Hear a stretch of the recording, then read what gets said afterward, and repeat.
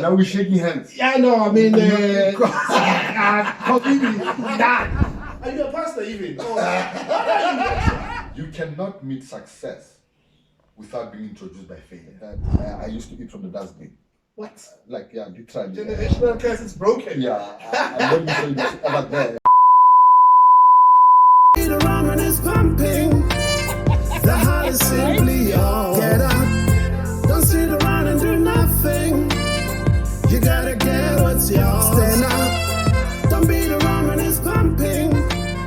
The heart is simply on. Sweet Delaware, put cream to the crops. So today is the 26th of May 2022, and time check is 3 o'clock exactly on the dot. And we are honored today to be hanging with one of the most incredible folk that I know. I mean, and I use this word intentional when I say incredible. This is not just a sugarcoating cliche kind of an intro, typical intro. This man, you know, he's got so many strides to his name. I mean, if I were to be formal with all his credentials, I mean, it would take the whole day. But we are honored today to have, and I know that you know what, he's even bigger than this platform. Make no mistake. And yet he can still humble himself to come and sit with us in this humble platform. And I would like to say welcome and thank you to Mr. John Lechaba Dlamini. How are you doing, sir? I'm very well. And now we're shaking hands. Yeah, no, I mean, completely done. Thanks for the invite. You know, it's always important and beautiful to be part of great things when they begin. Wow. Yeah. So when Usotla, who they should know who started this. Wow. I mean, I was moved. I was moved by your response. It literally took one SMS, one text. Yeah. To say, Mr. Dlamini, we've got this initiative, we would love to sit down with you. Can you be open for this? And your response wasn't, there was no ego to it. There was no, flexing of any sort to it. You were just like, okay, when can the interview be done? Are you always like that? Always? Because I'm always asking people for interviews. Oh, yes. So yes. I know exactly what is happening. Yeah. I always call people. Yeah. I always ask people to come to my show, to come do interviews. So you always do to others as you would like to be done by. Nah. So why really put you through a lot when I can just say yes, this time, yes, let's do this. Because even that on its own, it's got a ripple effect in there's a value chain to it.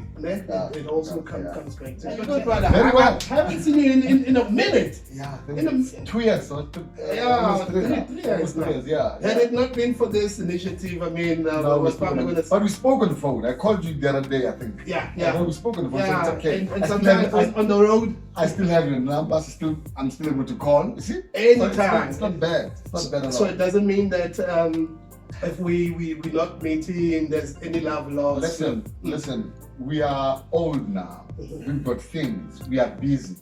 We cannot meet like when we were still teenagers. We cannot. We've got responsibilities, we've got things. So if you get mad that I can't see you as often as you want, then you really not really belong in my circle, because people that are in my circle understand that I don't see you, but you're a full star. Of course. You understand that?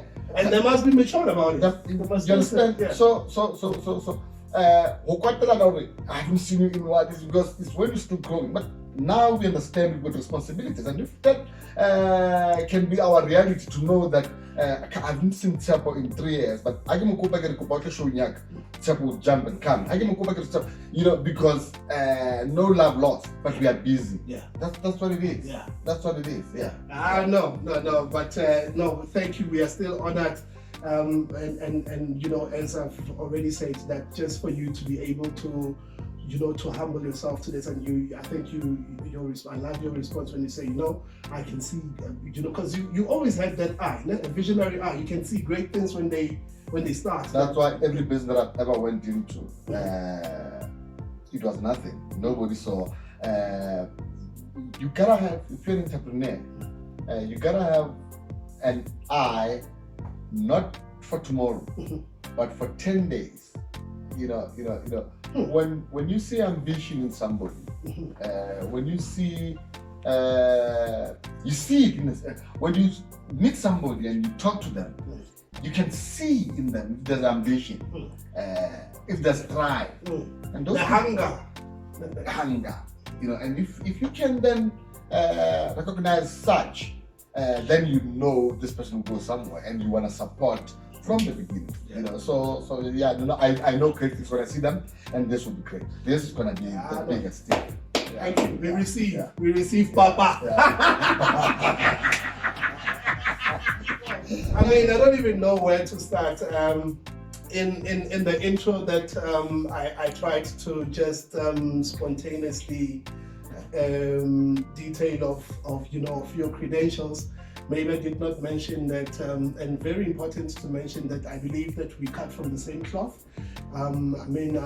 Here you are in the things of media, in broadcasting. You've always been in broadcasting, and which is why it's a bit tricky. You're in business, which is why it's a bit tricky for me also to have a starting point with you. I don't even know where to start, but maybe let's go back to Zone 14. Is that where it all starts? Yeah, this will start. I was born and bred in Zone 14.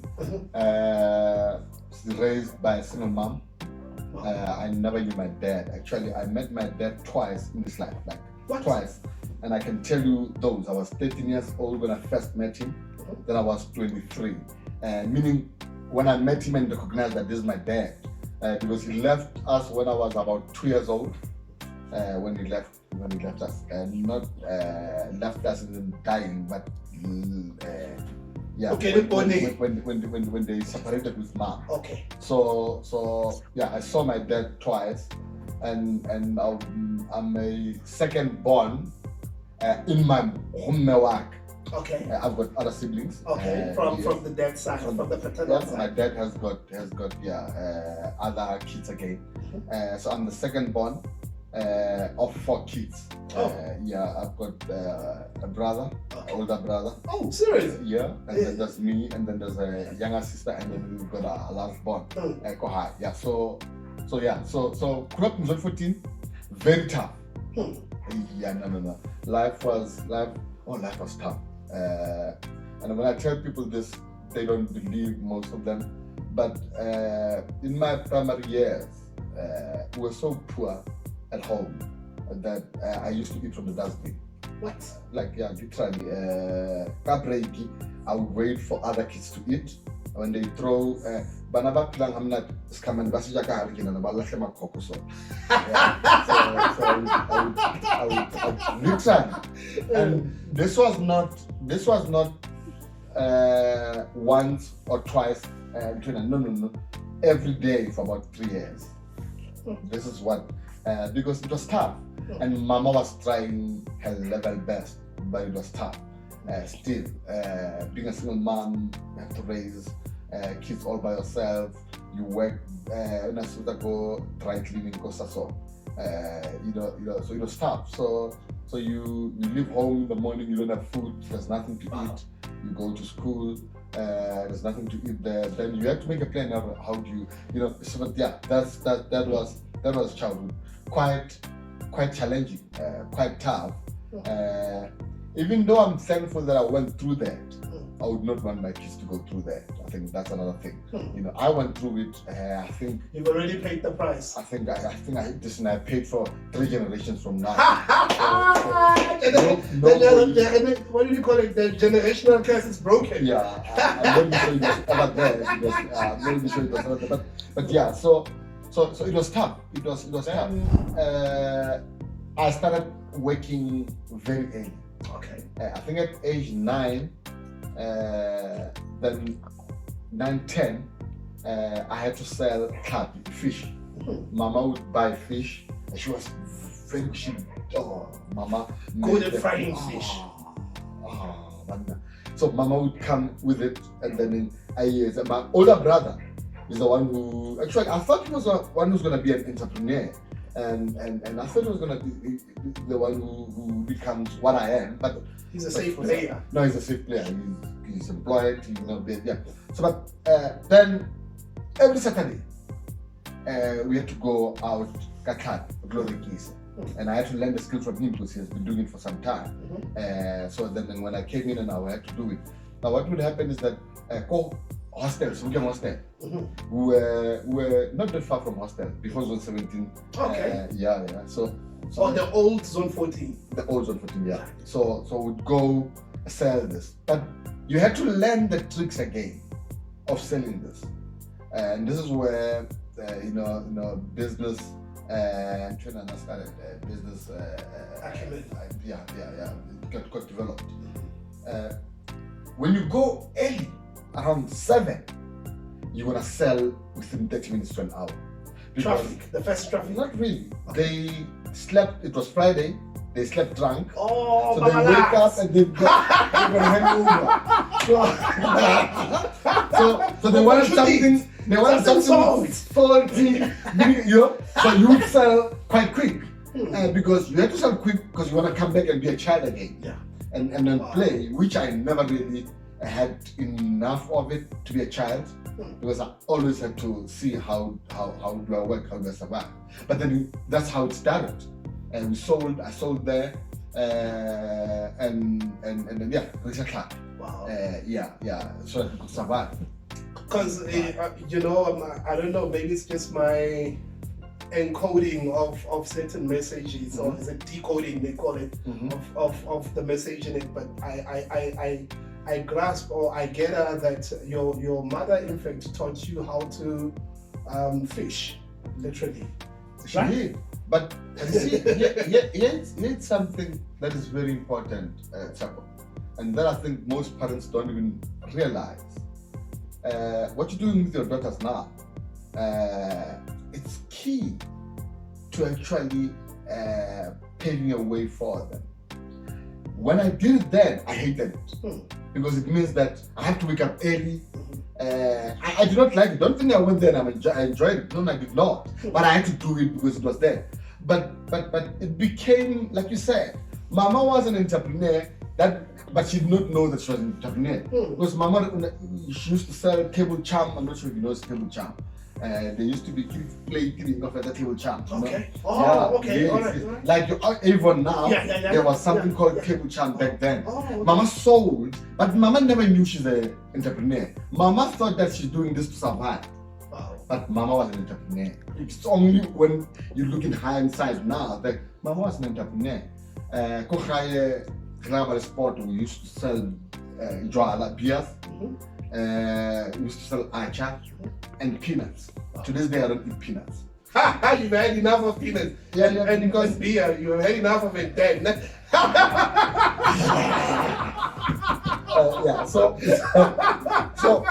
So I don't eat peanuts because as tough as it was, the only thing that you find that is there to eat kilimantokoman.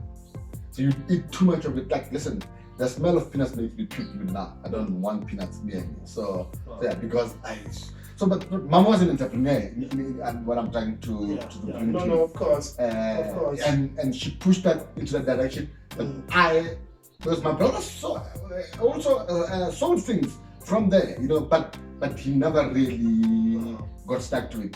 I'm the one who because I've never had a formal employment. Like, not once. No. The gigs can be working off well, but I don't call them formal. You know what of course, it is. Of course. Yeah. But to say 9 to 5. 9 to 5. Okay, no, maybe I need to rectify that. 2005 or earlier, I then started working for VTFM. Oh, okay. Yeah, and quickly I started. I was working as a presenter, but I saw a gap that we don't have a marketing team there, and I started doing marketing and doing business. And the big boss, I think it was Dr. Kempe, and he realized that there's a potential here. This man knows what he's doing, And then he called me in and said, listen, we're not going to be the director of marketing and development. Wow. Yeah. Wow. Yeah, but I could not last long. Yeah. I did that. But even in the way that you scooped that gig, it was in a very unconventional way. Unconventional way, yeah, of course. So, but I did almost a year, not even a year, because I could not be tied down to. I'm not that type. I can't be. I can't have a boss. I think even I can't have a boss. I'm too stubborn to have a boss. But within a year, I was done with it. I was done with it. Yeah. And of course, we're still gonna go deeper into the whole radio path. But I almost became teary when you in the first opening sentiments from yourself. About what your upbringing, you mentioning how you would wait for other kids to finish eating and all that. That started on a very emotional roller coaster, and I almost needed the water, and I'm still trying to come out of it. It was. Listen. My upbringing was never soft. I'll tell you a bit more about it. So when I get to high school, I started selling. Mama would then, Mama again. See that woman. Mama, we need a signal. Yeah. She would bring, because where she used to work, Kosason, it is next to Albany Baker. Albany. We're supposed to be. Yeah, it's in Sasson. Okay. So then she would bring the cuisine as a somehow they had, I don't know what, crumbs, and I would give it time. Still sell them, not packs, but still I would then go to school to sell them. Wow. Because we really needed something, because it was tough. So I started selling those. It was not enough money. Then I started doing gardens. Let's say the gardens. I worked Unitas Park. I worked what's this place? It's Unitas Park, and what's that? Akon Park. Yeah, but this is the interesting part. So I would wake up 3:30, get into a bus at 4. Don't ask me to yeah, but 3:30, 4:30. I mean, 4. This is now in high school. In high school. 4:30, I catch a bus to Akon Park, get off there, I would do this for days. Like, it's one house, but today I'm gonna wash the car, mow the lawn, and then go to school. Tomorrow, oh, so you do this before school? Not for school. What? I'm telling you, this was a reality. So is that child labor? It's child labor when you have all life soft. You can have responsibilities. But when you need to survive, it's survivor. Yeah. So you do that, then you go to school. Now, from school, I have to come back. There's a gentleman that I respect so much, Mr. Nedno. He had a tuck shop. From school, I'm coming to a tuck shop. I'm coming to sell there. In another tuck shop. I would sell, and now I shop I got an MC. I woke up at 3:30. 9 o'clock we closed, then we need to check, what checker, and then 9:30 I go home. When I got home, Mama is sleeping. So I would spend a week without seeing my mom, but staying in the same house. Because I wake up before her, when I come back she's sleeping. Yeah. You'd swear that you live in a mansion. And she living in a 4-bedroom house. Yeah, we had to do that to survive. Now I'm attending school with Nukane. There, Nukane. Yeah. Nukane, I remember. But do you even find time in between to study? Are your studies affected? One thing that God has blessed me with is that when I'm in class, everywhere actually, not just in class, I listen. If a teacher is teaching there, You grasp. I listen and I write what he teaches. Listen, whatever we did in Feb, in November I will still write that thing. I don't forget this. I don't photographic forget. memory. I don't know if it's photographic, but whatever. But I'm thankful for that. Yeah. So I've never been the one who studies.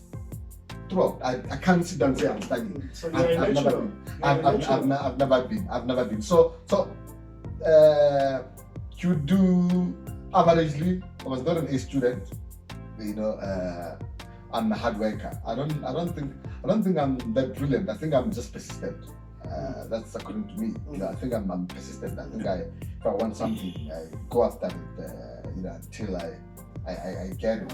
So yeah. Wow. So that would be the early life. Yes, something that is very interesting. Like now, Junukanding suddenly moves from where it is. Now you must catch a It text. moves to Ntabo. It's a problem. But as the universe would have it, that is like what it is. Oh yeah. We use his buses to go to. So I had a friend of mine, he's late now, may God rest his soul, Khaile, Okay. Sparta. Okay. Now, Khaile, that is a family friend to them, but also the tickets are the basic that gives it to Khaile.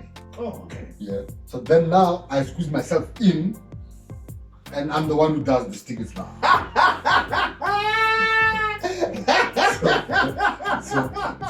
So I find myself a job. To you now. Yeah? And they pay to you. The others when they come in, they are there. No. We're making tickets. What? Not sell. Tickets were made. What? Yeah, no. We had to make tickets because a month has 4 weeks. So we take. There were tickets that were different colors. People who attended Pilapi would know this. So This week, all that's different color. first one is yellow, Yeah. then it's pink, it's green, it's blue, I think. So I have to do those and then give a stamp because everything has to have a stamp. I have a stamp, I'll get everything retreat. And then I need to put them together and then give it lips. Wow. Yeah, and yeah. So I found myself a gig and then I became an examiner Wow. in the bus. So now it means I don't pay to go to school. It was a big relief. But I still have to sell every time I go to school. So I did not even have a chance to go to high school. What? And no, there might be some Mazamba. Yeah. But you are already popular. Yeah. That makes it popular already instant. Yeah, but it's not a popular that you want. There's a popular that you want. There's a popular that you don't really That is not want. so good. It's not a good popular because there are others who are popular. Barola Cavera. Cavera was very famous back then. Or Osmora or whatever. They are popular, but I'm not popular with that. I'm popular, I'm still boy. Because people would sit there and say, Chwala, Isa into girlfriend piak. And I have to run because I want sale. I want that sale. So my selling from 9 experience came in handy there. I sold during high school. I still remember Mexican chili, Simba. Next time, no. No. The ones mom. Oh, no. I don't know where mom. Yeah, no, original. I don't know where mom got them, but mom. Mimos. No. Somewhere in Sasa. Oh, Simba. This is Simba thing there in Helbro. Yeah, no, it's far. Sasa here. So I don't know where she got them, but I know that she would bring. She had a connection. She had a connection somehow. So I would sell this. So Mexican chili. What's this beef? What? You know this thing? Yeah, smoked beef. Smoked. Yeah. My favorite of all time. And then salt and vinegar. So, and I'm there and I sell, but people send me to their girlfriends to go deliver this. So no girl really wants. No, give me money. I'll do it. I'll do it for you. So no girl really wants still boy. You know. So they can't even see the what do you call it? The end game. But it's money going into his pocket. I don't think they saw it there. They saw a still boy. But then that's where this business thing comes in. Comes from. Actually. Wow. Yeah. So I had to do that. That as I get this, then the garden stops now because there's a better Until then that stops. To go to guidance now, I concentrated more on this now, and yeah. Wow. And you think you know a person. I think, and that's why I appreciate platforms like these. Yeah. Where we just speak, where we open up and all that, because I didn't know this about you, and trust you me, today we had to move things literally, as you have seen. Yeah. I'm a little bit under the weather myself, but I was like, you know what, and this is also in my appreciation post, to you, that you know what, once you get a yes from a person, you don't want to go back, you don't want to say no, can we postpone for the. So you start moving everything that needs to be moved to make it to have it materialize, and I think that's why it was this difficult. I mean, I was like, hey, this man is heavy, man. Why is everything so difficult? Are you blaming on me? No, I'm not. But I was just saying, hey, you know what? I was like, hey, man. All of a sudden now it's flu and all that and all that. But thank you for, and that's why I'm saying it must have been this profound background that you've just shared with us. I mean, that's deep.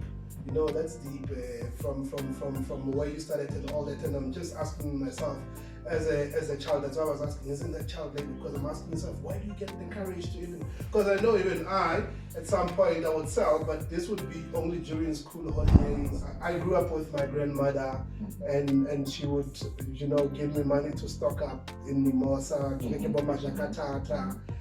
ice cream and all that, but not that family. Sometimes business that is run at home is a problem, because now if it's a hot and sunny day, now they start eating ice cream and they're not paying, and now you see someone starts digging into your profits now and all that, and before you know it, you don't have money to go stock up again. And they can sell this Nave for Bongono, and herself, she uses Nave, so you can imagine what was happening to store. She had a free supply. Yeah. And then I remember, and that's why I say in most instances, I find it that we are cut from the same cloth.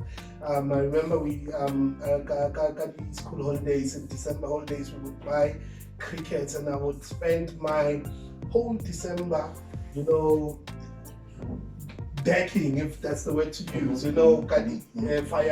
fireworks, and they wouldn't buy that. They would buy only, like, meaning that some businesses you need to check out if it's really viable, because they wouldn't buy that. They would only come closer to the time, to the year break, and this is now like on the last day of the year. So what was the whole point of me sitting throughout the whole night? There was a point. There was a point, and I'm glad that you raised this. And this is what beats a lot of people in business. Consistency. Yeah. I was talking to Jomo, I think last week on my radio show. Jomo, as you go into Sebokeng, Maswe, you turn right as if we are going to Yeah, he digs here. Just on Charlie into Vaal. Yeah. His story, and this was talking to me just last week. His story is very interesting, and maybe you should get him here. Yeah. Okay. He stood there for 6 months without saying. What? It would be one saying, 6 months. And today, he has opened a second branch, Plastic Park. Consistency is the currency. And what I've learned, Tshepo, in my years of trying to survive and to build something, is that time is not an enemy, it's an ally. But we often see time as an enemy because we want it to happen now. Everything's about now. There's a sense of urgency to everything. That I don't know where it comes from, But when you give time would then be honorable to you. and it will bring to you. See, give time. Can Yes. you even do that? yeah, to time. Yeah. And you say to time, I understand that I need to give you time. So I'll sit here and I'll be consistent in what I do. Do it in season and out of season. But Yeah, do it. Circumstances do me like this, I do daily, but be there and do it because. Let's talk about you. If you drive out here and you get into a garage and find another petrol today, but you need to come and you drive out, it's fine, whatever problems. And 2 days later again, you go there again, Same thing. there's no petrol. What do you do next time when you want petrol? pass there. Yes. Go You somewhere think else. of other place that, you see, consistency is the currency. And most people miss that. And people who actually are failures are those who never really knew how close they were to success when they gave up. You see, because you have to go on and on and on and on, and it's not nice. I don't think it's nice, but I'm saying you need to go on and on and on and on and on until you get there. Until you get there. And once you do that, once you have the patience to wait for what you want. I always say, if you don't get it, it's either you do not want it bad enough or you try to bargain over the price to be paid for you to get it. Everything has got a price to be paid. Everything. There is a price. Relationship, I mean, your marriage, you've paid a price for it to be where it is. I promise you. Everything has got a price, but people want to bargain over the price that is to be paid. And that's why you've got a problem. And you will bargain, you will get it, but you're not getting Makoya. You see, you can bargain, but what you're getting now is to the value of what you're paying. So, waiting for the whole December and only having sales, what does that mean? Even though they did not come to buy, but they knew on Anthony cricket. So they were waiting. No, even whatever reason that might be, they have their own reason. But in the back of their mind, there is a boy Alexander cricket. So when it's rush time, they know where to go. Hey, sir.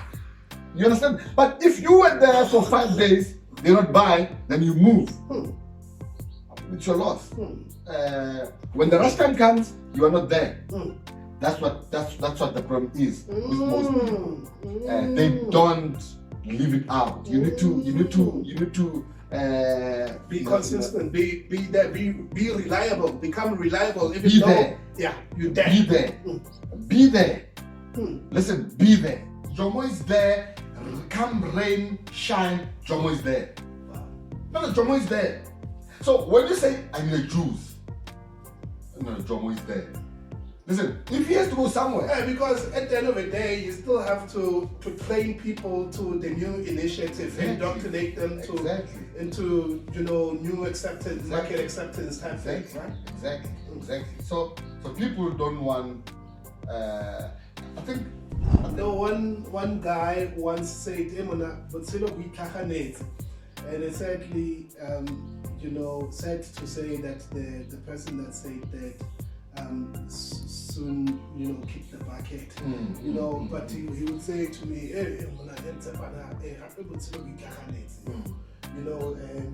wanted to, because I was staying in a house in Miami Science, and next door was a Chile. And this guy would come 5 o'clock in the morning, go, hey, Mefiwa! He's knocking, he wants beer next door, but this is close to my bedroom now, so I can already tell who it is. So I told him, why do you have to go that early and knock that early? Because now you are making noise for me, you're disturbing my peaceful sleep here. He's like, hey, Papa, but still because I was like, hey, because you can drink around 9 o'clock at least, man. You can't go 5 o'clock in the morning, man. But some of us are still sleeping. And I guess that's the kind of sense of agency that you speak about. We live in a world that wants everything now. That's why before we start recording this, I told you that from time to time I take big chunks of break from social media. Because I began to realize that social media has got a very destructive patterns. Okay. That most people lose themselves there. Everybody's a hero there. We've got bullies, we've got everybody, people who could never say a word to you in your face. On Facebook, with people, yeah, they say whole lot of things. You know. So people get lost there, and they then miss what reality is.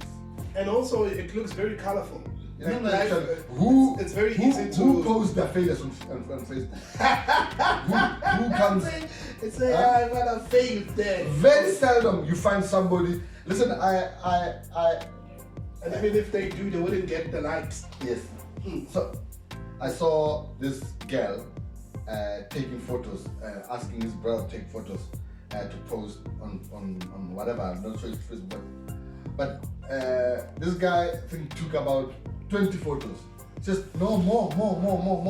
I need to choose the best one. Yeah. What happened to a single take? Yeah, but what I was about to say is that the world wants things now. They want micro oven solutions, and micro oven solutions are not consistent. They will fail you at some point. They will fail you at some point. But the world wants things now. Remember, there's a time where when I wanted you, I would call your house. You are not there. I need to wait for you to come back home. Now I want you now. Everything is now. If you don't pick up your cell phone now, I get irritated. Why? What's up? You don't text. It has to be now. Everything's now. Damn, man, it makes me sick. Everything's now. You've got a huge following on or was it the last time that I checked? Because it's been a minute, Linda, since I've been on. And for some reason, isn't it something that needs to be fed? Kept. Well balanced. Nutrition here and there. Once your worth starts depending on likes, you're in danger. I've got, I think, about 13,000 followers, 5,000 friends. But you see, but it's not. No, it's nothing. That people who got more. No, that's nothing. But my self-worth is not based on that. See, this is the problem that I've noticed. Young people's self-worth is attached to social media. Social media is a beautiful platform if used right. I've promoted my business through social media. I've made a lot of money through social media. Wow. It's a beautiful platform but once your self-worth gets tied up to it, you're in danger. I promise you. And that's what I don't want. And listen, I still do post when I'm off my sabbatical and what. But I've begun to realize that there's life beyond social media. But again, what is troubling is the fakeness that you find in social media. People are not real. People that, not all people, that should not really generalize, but it's got its own texture. It has its own, and if you're not aware, you end up falling into that hole. No, you end up falling into that hole. As smart as you are, you end up being taken by that whirlwind, and it's taking you nowhere. I tell you now, we have more depression on the youth because of social media. What? Yeah, no, they take it there because they compare their lives to their peers on social media. But let me tell you what happens. Her friend borrows somebody's shoes when you shoot their social media like a chip. I need to get that Jordan Air. Keeping up with the Joneses. You understand what I'm saying to you? So and if you're not aware of that, it can really deal a blow to you. You know, so it's Wow. it's There's a thin line. it's a world on its own, and seemingly it looks like it's what the future holds. It's how life looks like. I mean, we've got now recently Elon Musk buying Twitter, and you know we I don't know if we're still moving there or if we're there already. The fourth industrial revolution. No, we're there already. We're there already. Yeah. So life seemingly is based. I mean, even us, we've started this initiative to say, hey, we want to play in that space, YouTube and all that online activity and all that. Seemingly, life is I'm saying to you, if it does not suck the life out of you, Tshepo, anything that causes you your peace, it's too much to invest in. Either a relationship, friendship. If it begins to cost you your peace, disinvest in it and walk away. Business deal, anything that begins to really take from your peace. I think that's what I did with that vodka business I was in. If it costs you your peace, leave it alone. How many people that social media cost them their peace every day? How many? In some instances, it has destroyed marriages. No, listen, it's not in some instances. I know relationships that have been destroyed by it. I know for a fact, you know. So, and I'm saying to you, it's there. It's people who are gonna go there and use it the wrong way. I'm just only highlighting some of the problems that emanate. The dangers. The dangers that. So I have a very addictive nature. I have super user. Yeah, you know. Whatever. I've had some mental. How is mental illness? Sound 100. But I was gonna ask, was it schizophrenia? No. I had OCD. Oh, I think I still do, but it's managed now because at some point it was so bad that 3 times I tried to kill myself. What? Yeah, 3 times. You? Yeah. Alright, that's the first now. Wouldn't tell him guess that about you. Yes. You. But you see, that's the thing. Why wouldn't you guess that about me? You're not that person. See, it's mental. You are the comedian. You are the. It's mental illness, and that's why. But isn't OCD where you just want things to be? OCD. Got levels. Yeah, escalates. It was so bad. Let me tell you a story about. I'll just tell you one incident when I'm still a director of marketing and development at Beauty. Okay. And I'm in my office, and when these thoughts come, you see, you have thoughts that you can control. You know it's wrong to think about this too, but you can't control it, you can't stop it. It floods you. It's terrible. Listen, you could just take a drill your brains out, and you know. So now here's something that is very interesting. That would show you that God exists. Now I'm sitting in my office. I'm having the worst day ever. Thoughts are literally killing me. And I decide then I'm going to kill myself. And I walk out my office and I am running. Literally, protection services, beauty, you know, yeah. I'm running, and in my mind, I'm going Barrage Road. You know how busy that road is. Wow. So I'm just gonna throw myself in front of a moving car. No, not a car. I wanted a bus or a truck. Yeah. Excuse me. No. I wanted a bus or a truck to finish me off. As I'm approaching, what's this? This lady comes and says to me, Auntie John, you know, and I stop because I'm trying to kill myself. Like, and she says, she stops me, and then I stop, and she says to me, I've been wanting to come to see you. I'm graduating. You know, I've passed. Wow. I want you to come at my graduation and talk.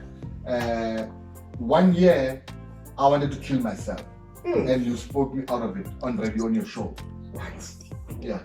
And he says to me, you talked me out of killing myself. And today I'm graduating. Today I'm graduating. So I've always said to my friends, I owe you my life. And here I am going to kill myself. And then somebody that somehow I did not even know. Wow, a life for a life. You know. Wow. And I stopped. And I said, okay, I will come. And then he took my numbers, I took her numbers, and I went back to the office and I cried. Wow. And I started looking for help now, honestly. And I did not have a child by then.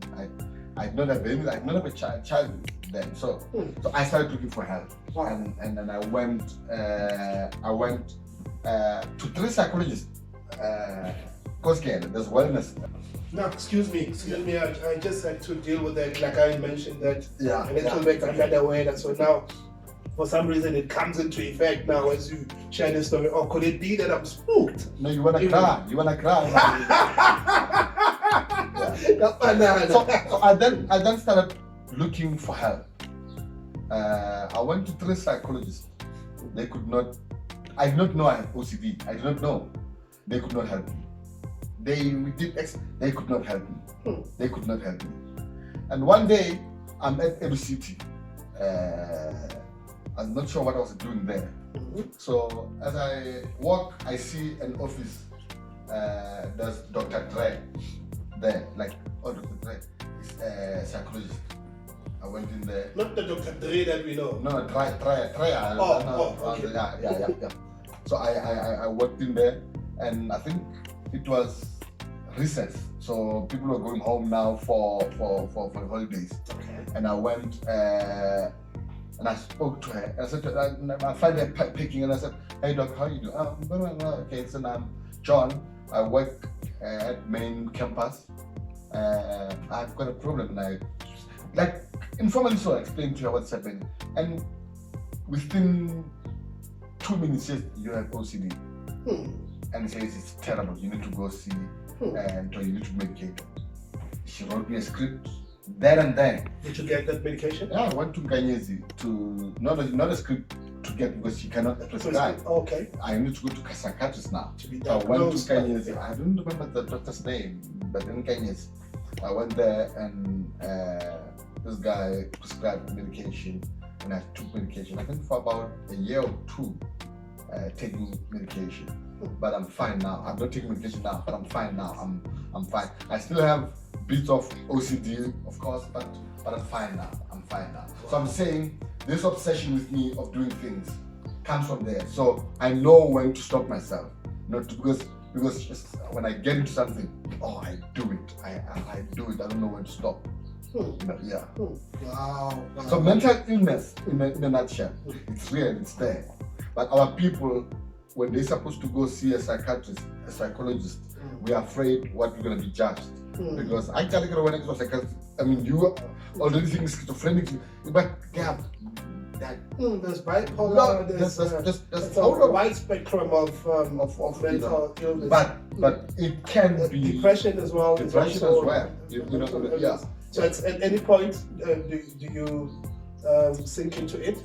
Depression? Yeah. No, I've never.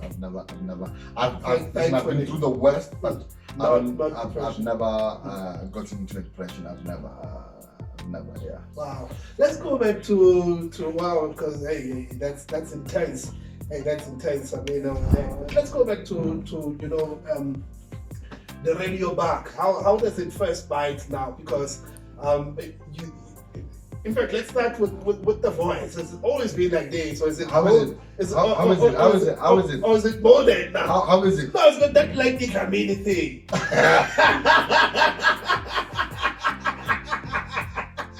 the voice, like your voice. Yeah. I remember when funny, I've always found my voice normal. I don't understand what is it, but I'm sure you went looking for a radio gig, and they were like, "Who are you?" Like, Laiti, and they're like, "You got the job." No need for an audition, for a demo. No, that's very funny. How my radio journey began. My first radio gig is with IFM. Okay, IFM. Yes. There's a guy there, John Lechaba, I think. Yeah, John Lechaba from Tshepo. Yes. Pato. Yes. Yeah, I think I went there to see Dave Hammond. The station manager. It still is. It still is, yeah. So yeah. It's already in that position. Yeah. So I went to see Dave because I wanted, I was actually very actively in inspirational talks around schools and stuff like that. Okay. So yeah, so I went there and said, listen, I wanna come and do this, He says, okay. Then they gave me Joe. I did this on Joe's show. It was on Sunday. Very bad day to choose to do inspirational, to think of it.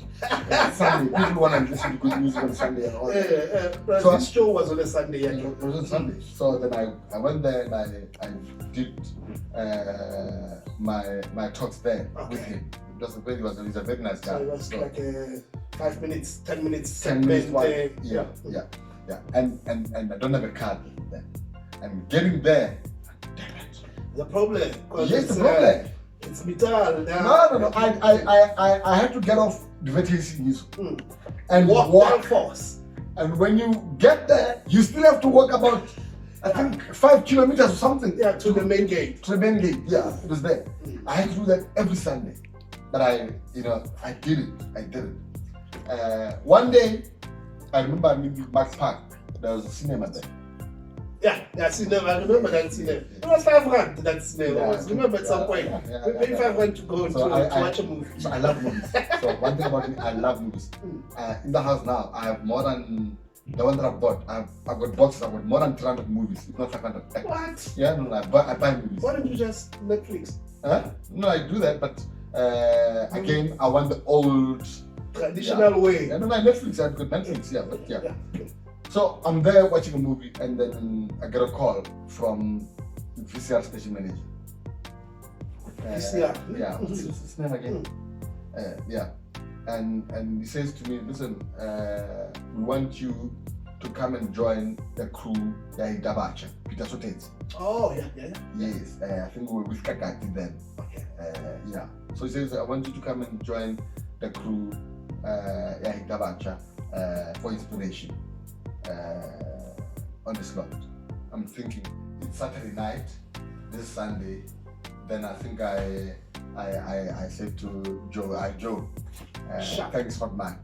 Then I started VCR. Wow. And I did that for quite a while with Peter T. Wow. Peter T, yeah.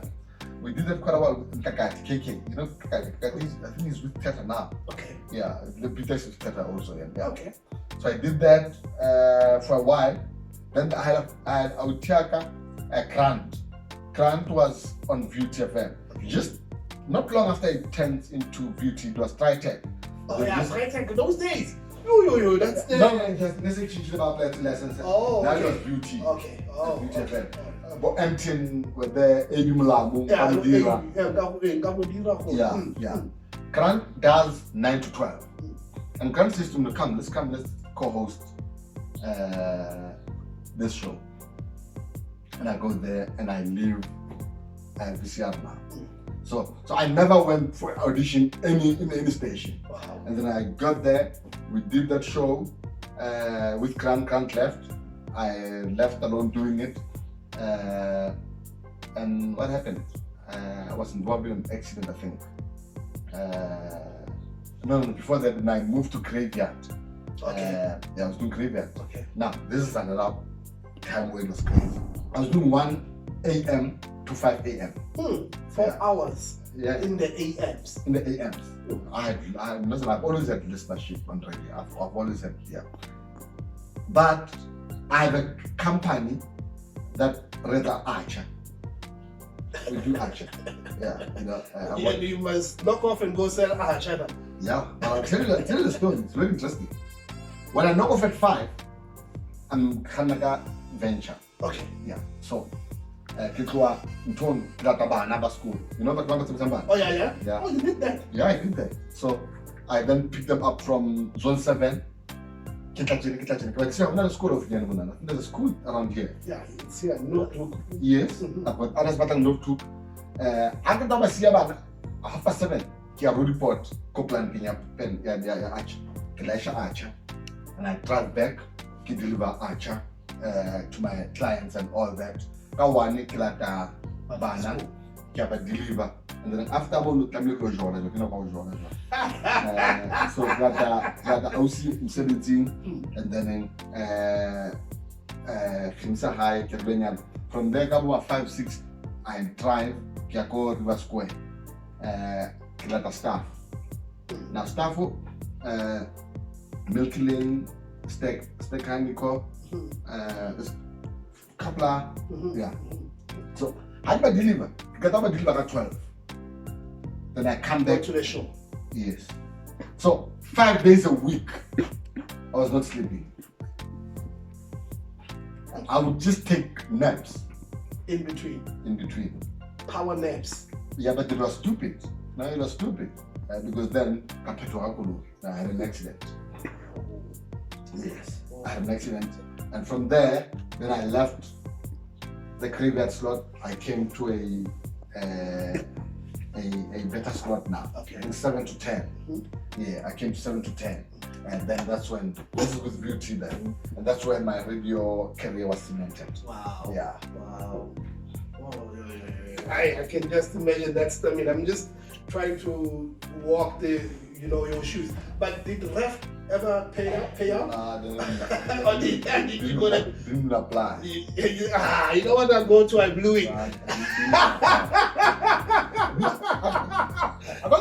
didn't know about ref. But I didn't apply. No, but we think, thankfully, your life was preserved. Yeah. And here you are still today, still here to inspire. Are you still doing those inspirational talks?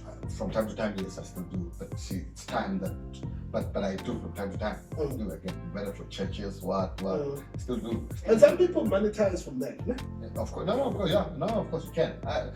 That's times where I did for money, and it was not bad at all. Yeah. Wow. Wow. So now you still, because I didn't know this, that you're still on radio even I'm still on radio now. Yeah, no, I'm still on radio. I do business talk on Tuesdays and Thursdays. It's for 2 hours, 4 hours a week now. Like as in 2 hours from 10 until 12 Tuesday, 10 until 12 Thursday. Okay. And then on Sunday, I still do my show that Romantic. make years. For number of Is it late at night? No, 3 to 6 on Sunday. Yeah. Oh, so you could, that's a prime time. 3 to 6, yeah. Let's say it's only kind of slot. Whatever. But why do you think? Why do you think? For some reason, talent. You've got a wealth, of knowledge and radio, rich background in it, and that is, expensive talent.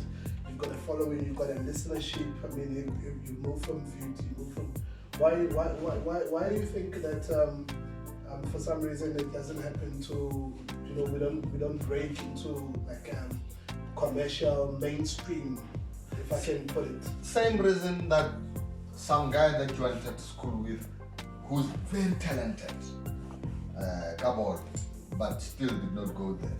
And David something made it there that you still didn't think. I think. Affectionately, maybe luck, maybe those things. Yeah. Listen, I think, and this is in business and almost everything. There's preparation, but there's a level of luck that you need. I don't want to go national now. I think I'm too busy. I don't think I can. But there's time where I wanted it. Actually, I still remember. I went to Bondo. Oh yeah, Bondo. Why FM, yeah. Yes. I gave me an idea. I said, listen, why does not have any gospel show? And they took consider for it. No, not really. Oh, okay. So I said to them, I had a show that I was doing with Beauty FM. Okay. It was a weekend breakfast, I think Sunday. We're doing God Factor. Okay. I was talking to people about God Factor in their life, irrespective of what their religion is. So I went to Bondo, I said, Bondo, let's do this because this would be nice. It would not be a Christian thing because you've got different people. Yeah. So we talk to anybody about God Factor in their life, whether you're a Muslim, whether you're a Hindu, but we talk about God Factor. Yeah. You know. And it was a very good idea. I think Bondo liked it, and then we talked about it. And it's a spiritual show, basically. Of course, yeah. But just before, then he was moved to OFM. So it just went down like that. Then yeah. All right. No, but it makes sense. But I love the fact that you're still holding on. I mean, I tried to go back to radio, and I think also that's why also to have this initiative, because for some reason I'm also addicted to the microphone and to public speaking and all that. I tried to go back late last year.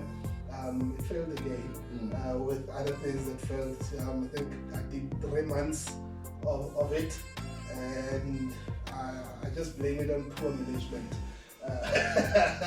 But I had to move on to other things, hence this platform and all that. We are almost, in fact we are an hour deep into it, and I don't want to exhaust you. I mean, we've been talking, I think we should be getting to a wrap. I wish that there was more that we could talk about, but I don't want us to get exhausted in it. I want the same energy to run throughout, and that's why I think within the next 10 minutes or so we'll be wrapping up. So I'll just be grabbing here and there just quickly, just to touch a bit of here and there as well, so that it's not so much one-dimensional or tunnel vision, if you wish. And yeah, but thank you so much for all this that you've shared. I think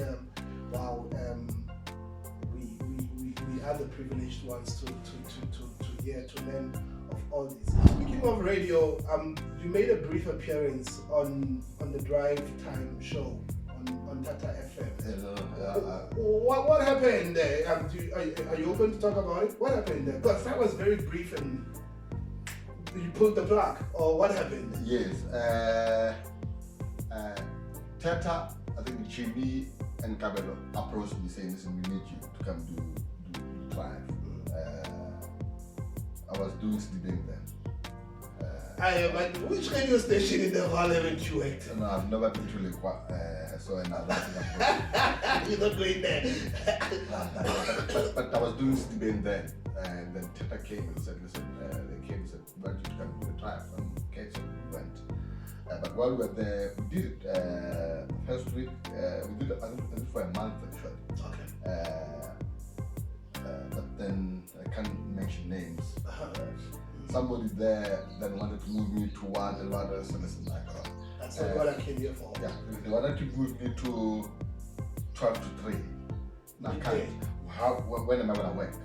Because I've got amazing milk to run, so when so it's not gonna work, yeah, we did it. We did it, and in that month, we really did well. We had Matumwa, some character called Matumwa there. It took off, but yeah, management again, like in your case. Yeah. But then I decided that listen, I'm not going to 3. So yeah, that's how. But that was a brief interaction with Tata that I had. Yeah. But we soldier on. But I still regret why we didn't open our own radio station. I don't know why it didn't happen, because we had the manpower for it. I mean, it could be done. I believed around 2010 or so when we briefly spoke about. I think I'm busy. Another station would be a very big project to run. Yeah, because it's not easy to run a station. I promise you now. Actually, just to manage people. People are people are full of it. I can't say this word. But yeah, people are full of it. So to manage people, it's a job and half, and people from different backgrounds. It's a job and half, and so it will be strangers to do that, and you manage people with egos, and presenters or radio or whatever, they've got egos. Remember that I've trained so many people. I mean, a lot of people are in radio. I've trained a lot of people on radio, and they're still there today. I've trained a whole lot of people on radio, but their egos, they supersede yours. The master. Egos, and well, it's the industry. I think it comes with the territory. Yeah, you see, I think if your head is not level, radio can really mess you up. Radio can mess you up. So it needs a very level head of course, person. And so is fame. I think modern radio. But I've never really seen myself as famous, honestly. I don't know, but I'm known, yes, but I don't know what is fame. Actually, I'm trying to. What is fame? I think. I remember. I had a dream of being on radio. I had been in Pretoria for my tertiary learnings. Went to Midrand to work there. Stayed in Midrand, and for some reason in 2010 happened to come back to the Vaal. And now in coming back to the Vaal, I had already envisioned myself with the headsets, and the microphone. In fact, I had already started. I had already submitted. You worked with a scope VT, right? Yeah. Wait, I'm coming there. Okay. I'm coming there. And now, because I had started that site, I was privileged. I was given an opportunity by a certain Tom London, who just wanted he was big. I think he was part from 702 at the time. So he spearheaded the formation of and became the first founder. I think he still is the station manager of Vodacom retail station. So I was new on radio. I mean, that station had the big names working for it from all over the show, but yet he gave me an opportunity. Just said, okay, submit your demo, do your demo like this. I did that, submitted the demo, but long story short, I had to come back to the Vaal. When I came back to the Vaal, I came there to VUT, and I remember that's you the guy I ran into. Because I think there was a crew of you there, the guy Jensen, the but I remember, you had a very welcoming smile and all that. Okay, I didn't get. You told me, okay, whatever you want to do, he's doing it, and there isn't a show, but try again, and all that. And we had a lovely interaction, and then I left, and it was, I think. So I was never an ass. No, you weren't. So now I went back to share to say, no, I met this guy, and everyone was like, oh, Laiti. And I was like, okay, who is this Laiti? And all that. But I remembered something also. I said, but no, man, but that's the same guy. I remember one time we were going to church, and there was these home sessions that we would have. With the church that I used to go to, and one time there was a speaker that was coming, some people joining us for that, and it was you again. There was like, no, but this is the same guy. What's going on here? He's everywhere I go. This guy,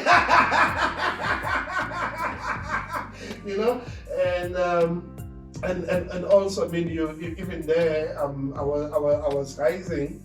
I was rising in the ranks of pastoralship and all that, but yet you came and spoke so powerfully and yet so casually, and and all that. I was like, okay, this one is unorthodox in some kind of a way, but it's effective, and there's anointing. Is it still there? Are you in fact, it can't go away. But are you a pastor even? Or are you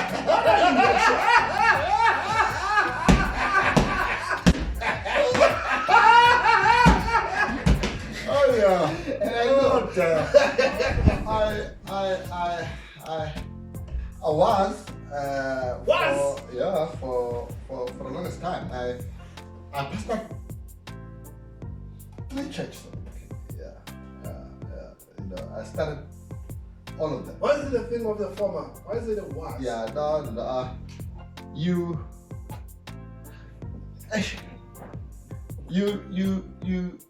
get to a point where your views of things change. Okay. And you realize that, listen, I believe there is God. Yep.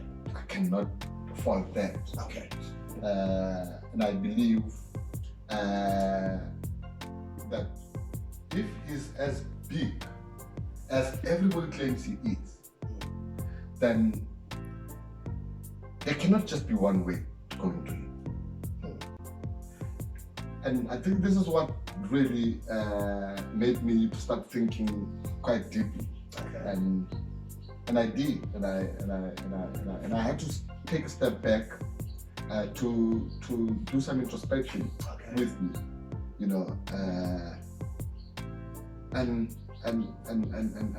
then it was a roller coaster. It was not an easy thing to just, because the last church that I pastored, it's in Buffalo. We had a youth church there in Buffalo. We actually had it Karamono Najwa. Lefilo, yeah. So that's what I do. Our theme was, we are reframing Jesus. Okay. Yeah, we are reframing Jesus because he has been framed. But nobody has ever been able to come and really question why is he framed like this? He is framed. Why is he framed like this? Why not like this? And that's what got me into trouble with a lot of pastors.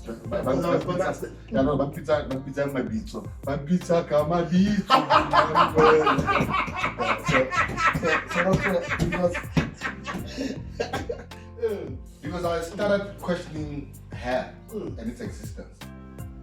And I started questioning a lot of things about the foundation. Because you need to understand that your pastor is giving you what he was given. He's just transference.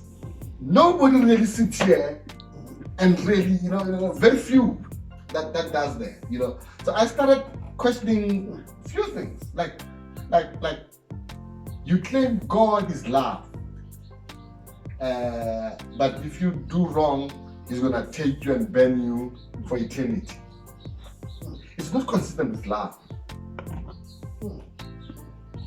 I don't know if it is to you, but this is me, and this is what I get. Yeah, but I know, don't worry. Yeah. But and I make an example to say, your child, no matter what mischief he or she gets into, she's your child. Does she change the surname because she became pregnant? Does she stop to be a child because they're pregnant? Do you disown them? Do you disown them because they disobey? So we have this loving father, but when we do something, he's going to put us into a lake of fire and we burn forever. No. Forever and ever and ever and ever without an end. No mess. No mess.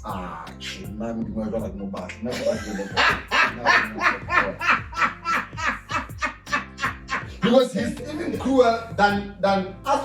I've got kids. Listen, and this is what I say to people. My kids, I've got 3 kids. I've got a daughter and I've got 2 boys. They're twins.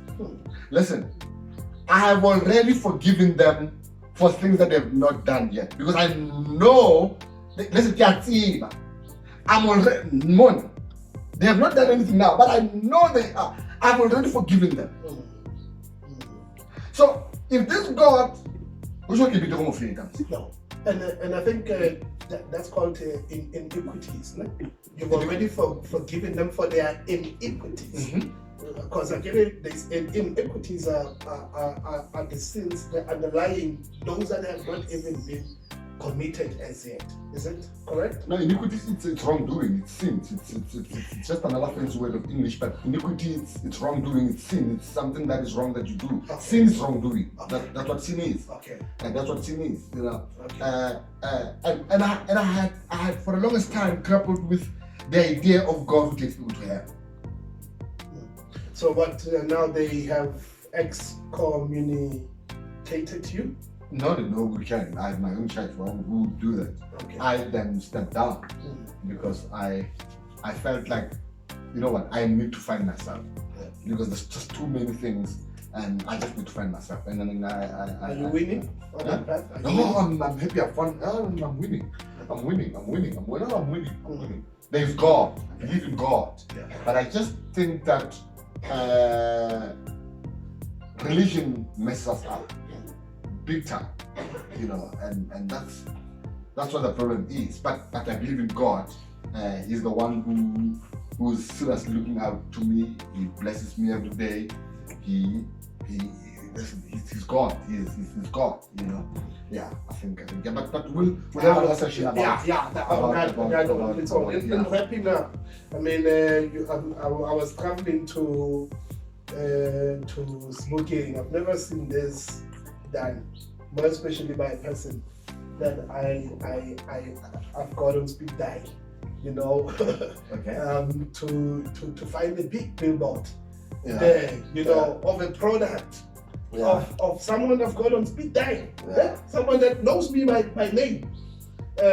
You did that with the maize meal, Nala. It's Nala. Nala. It's our product. Actually, started 2013. And before I started maize meal, I was doing a lot of facility management. I was doing a lot of painting, fixing, whatever. But I knew that this is not as sustainable as I wanted to be. So I always wanted something that people cannot live without. And maize meal was just on top of my head. So 2013, I had an in-house graphic designer and I told him, listen, design a bag. I need to start maize meal. We did there in Vaal. And I went to Lenasia. I looked for packaging. I got some guys there. What's the name? I don't remember the name, but I still think Dala bags in Lenasia. They did me bags. Now I had bags of maize meal before I could even have maize meal. You don't have the content. No, but I've got bags. But this is what I said about you, that start and everything else will fall into place. So I've got bags of maize meal, 5 kg, 10 kg, you know, they've got barcodes and what. Now I started looking for content inside. So I traveled. I went, as you go to Forgeville, there's a guy there like 3 sports days. He had a meal there, but he was not doing very well. So I came there and said, hey, I want to package my maize meal here. I said, okay, no, it's fine, not a problem. Give me prices and all that. And I sat down and I worked out this, margin, what. So and I remember you couldn't believe it the first time you had your product getting shelved into Spa. Was it Spa or Spa, yeah. It's now Pick and Pay now. It's now Pick and Pay, yeah. Hey, that was big. Yeah, that was big. And the other time when I'm driving and here's a big, I'm like, what? Yeah. So here's this product now. They're packaging for me. Work a few months. I'm doing more tonnage than they do, but they package it for me. Then it does not make sense for me to start. Now I negotiated to take over the mill. Then they agreed, and I took over the mill. And I started, and I ran. We're doing quite well. The product, people love the product. Products out there. It's a beautiful product. So people love the product and all that. So we ran. Then 2018 or something, I think around there, 2018, I got sick. I got hospitalized. I think I was in hospital for 2 months, 2 full months, like in hospital. Now I'm a one-man show. I do everything. Is me. Bank. It's me. But when I'm there, suffers. The business. But then they started stealing from me. People somebody that I trusted very much, started stealing from me. And yeah, but I'm lying there. I was dying. Sure. I was dying. I remember my brother, Akila Komfon. As I'm lying there, could not breathe by myself. It was bad. I'm lying there, I can't do ventilators and all that. Yes. So he takes out the phone and he calls the family members and he's saying to them, I could hear him, but I can't say anything to him. He's saying to them, listen, I don't think this guy's gonna get out of here alive. It's bad. It's him. That's how bad it was. And on the side, the business is suffering because I'm not there. I think, when I came out, when I was counting the cost, this guy had stolen close to 500,000. Yeah, so he bankrupted me. Went down, Gawa. Pick yourself up. You have to. Shake the dust off. What choice do you have? What choice do you have? And come back. Come back stronger than before. So that's how my. It was not my first biggest fall. I had others, but we'll talk about this because this is really the amazing. And I realized that being a one-man show is not gonna have. Sustainable. It's not sustainable because when I'm not there, then you've got a problem, So then I reached out to a friend, Lloyd, and I said, Lloyd, come, let's build this together. And we are in the process of doing that again now. Godspeed. And it's gonna, listen, we hitting the ground running, I promise you. Because you see, and this is what I say all the time. Maize meal is consumed by black people. Whites eat maize meal, but black people eat taro. And I say, you can beat me on a lot of things, but you cannot beat me on being black. I'm black. And I've been black all my life. Yeah, the real so definition of it. I know how to sell maize meal. That's why the first round I managed to take that big billboard for about 6 months. It stayed for quite a while then. 6 months. Yeah, and I don't know any other business like you said our very own from here. Yeah, but we're coming back with more billboards. Watch the space. I'd love to see that. I'd love to see that happen. I mean, I was watching and this is just in close. I was watching the other show the other time, another podcast, and they had Lekau, I think he's the Drip founder, and all that, and he was telling his story and all that, and I hear everyone is raving about the big yellow, billboard that he's got there in Santin. I think it's there by Melrose Arc or something. I haven't seen it. But you see, when you turn by M1, you can see it. It's big. It's big. It's massive. Apparently. And that made me think of you to say, but I know a guy that did it. Right here, I think in closing, like you said, and I hope that what I'm saying is not universal truth, but it's my truth. Okay. And that has helped me move as I've moved. Sure. You cannot meet success without being introduced by failure. Nobody. Doesn't happen. It will never happen. Listen, the gates of success are guarded by failure. Failure needs to know you personally before he can let you in go see success. You have to acquaint with it. Listen, you shake hands, you boo with the failure, and then you will meet success. That's it. But man, you gotta let me succeed this time around. So we fear failure, not knowing failure is not an enemy. Failure is a university. You get what I'm trying to say to you? We gotta go through failure. Listen, I don't know anybody who's anything that is important who does not have rubbed shoulders with failure.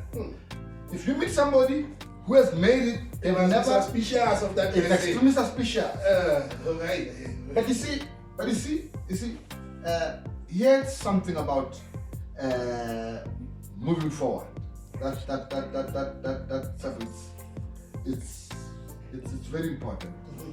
As a human being, if you're gonna move forward and succeed, and this might not work for everybody, but I'm just saying, you gotta be able to have insight. Look inside you and make peace with things that are fighting within you. And there's a lot of them. If these are not resolved, and this could be a partner who mistreated you, you got cheated on, you got... Now, these are things that nobody on the outside can see them. It's you who knows about your them. own personal conflict. Yeah. You gotta look inside first, deal with them. Betrayal from friends, betrayal from family members. That's a whole lot of things that you need to fix inside first. After fixing them, you need to look with your hindsight. You look back and see the journey and look at where the mistakes were. These ones that you have resolved here, how did we get here? These people disrespected me. How did it happen? I let them. You understand that? Yeah. You see, regroup from that. Yes. Then you gotta have a foresight. Any businessman, anybody, even if it's not a businessman, whatever what you wanna do, if you cannot see beyond today in what you're trying to do, you will be you'll be very, very, very surprised by a big slap.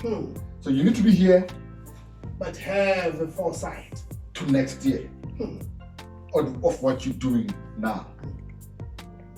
You know, and if you do that, I think you'll be okay. Wow. Thank you. No, thank you, Mr. Dlamini.